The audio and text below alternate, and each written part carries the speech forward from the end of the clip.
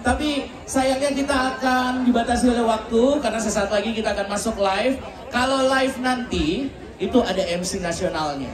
Ada yang tahu siapa? Ada yang bisa tebak siapa MC? Siapa? Yang sebelah sini dulu deh, siapa MC-nya? Sama siapa? Sama siapa, ayo.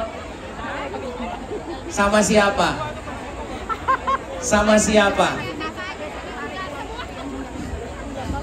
Itu kan setiap ketemu pasti Rigen. Saya bukan Rigen. Masih mau? Saya Ivan Gunawan. Puas. Tapi dia lebih mirip Virjan atau Ivan Gunawan? Lebih mirip Virjan. Oke. Tapi siapa yang jauh-jauh dari luar Makassar? Ya, betul. Dari mana ya? Maros. Mana Maros?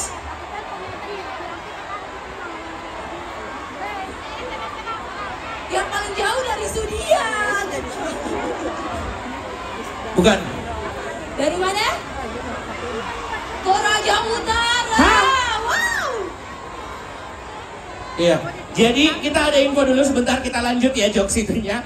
Bahwa di Evo sana terdapat seorang anak hilang yang bernama Astro.